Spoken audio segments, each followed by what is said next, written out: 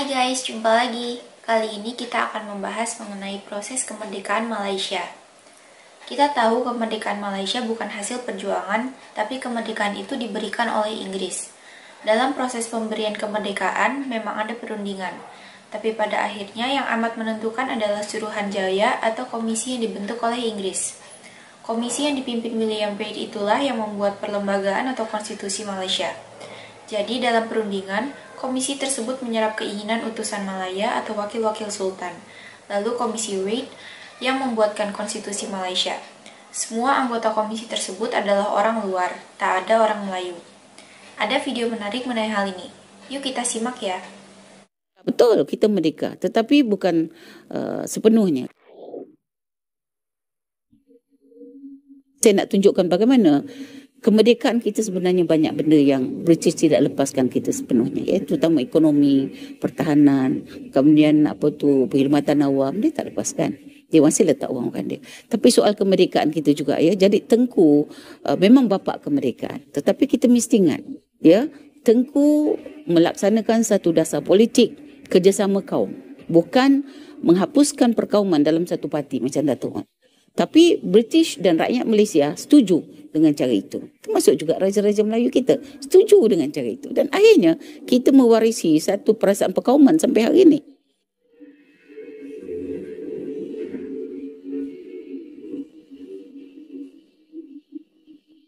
Ya, sampailah penubuhan Malaysia juga adalah atas tajaan British. Tengku cuma melaksanakan aja. Ya, jadi bagi saya kemerdekaan kita itu ada juga masalahnya.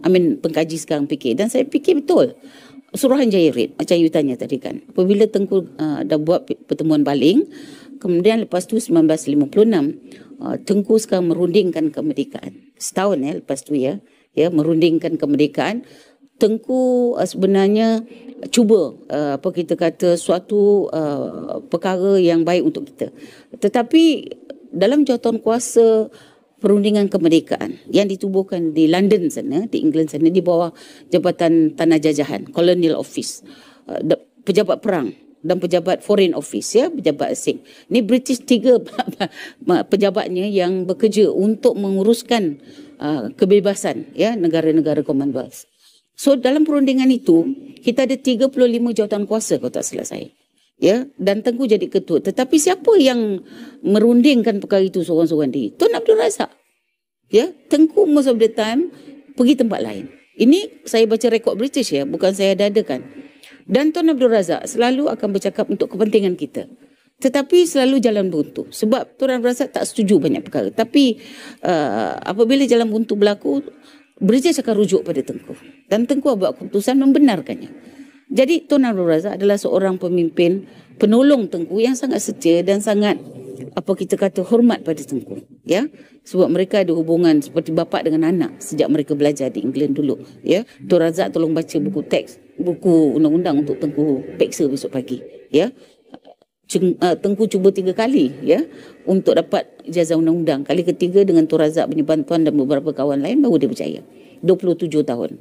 Ini bukan nak burukkan pemimpin, tapi menunjukkan bagaimana kita ada satu keadaan, kita dah merdeka, tetapi bagaimana Suruhanjaya Reid itu telah dipilih orang luar. Tengku Abdul Rahman bersetuju bahawa Suruhanjaya Reid itu dianggotai oleh orang-orang luar, bukan oleh orang kita. Itulah guys proses perundingan pemberian kemerdekaan Malaysia. Dari sini saja sudah terlihat perbedaan pembentukan negara Malaysia dan Indonesia. Konsep negara Malaysia dan konstitusi Malaysia dibuatkan oleh Inggris. Bahasa yang digunakan pun bahasa Inggris. Adapun konsep negara Indonesia dibuat oleh bangsa Indonesia sendiri dan semuanya menggunakan bahasa Indonesia.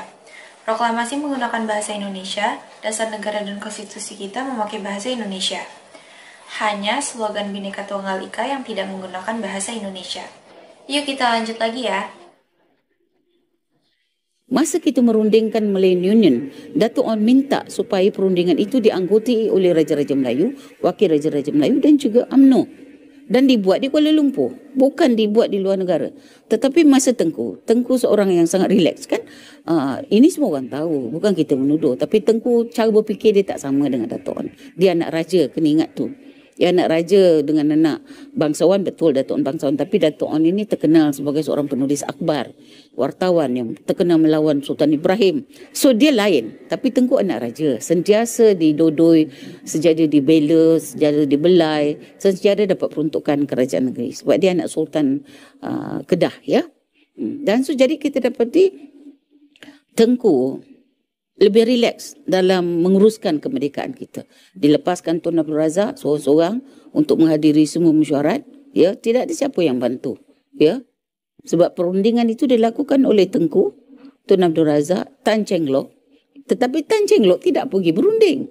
Tan Cheng Lock pergi ke Switzerland sebab mengubatkan anaknya sakit, Tan Siew Sin. Kan tak? Jadi Tun Razak lah. Dan wakil-wakil Raja-Raja Melayu yang diketuai oleh Datuk Panglima Gantang, Ni Ahmad Kamil, kemudian Menteri Besar Selangor, kalau tak salah saya. Dan mereka ini juga tidak bercakap banyak, ya.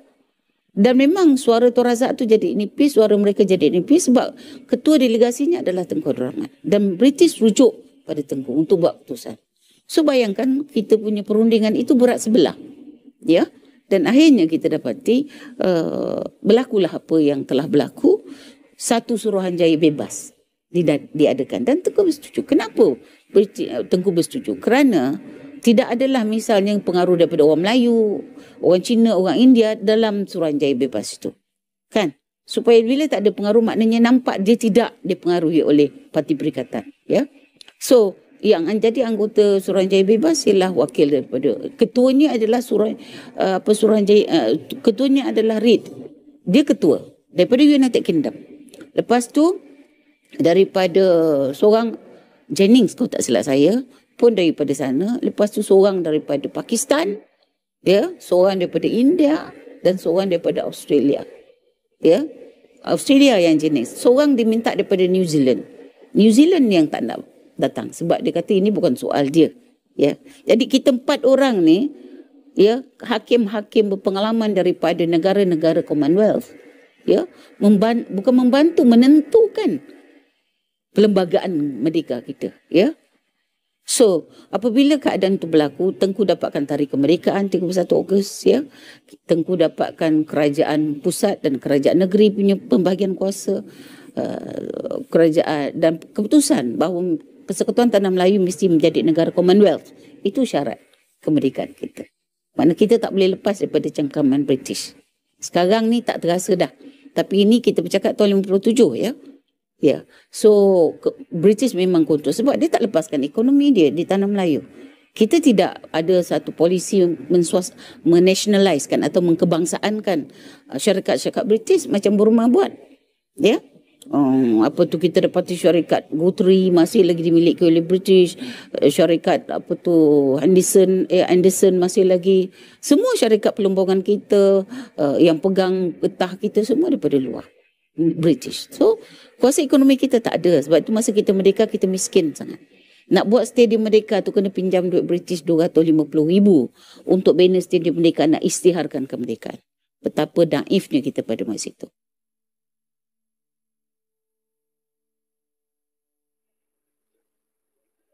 Merdeka! Merdeka!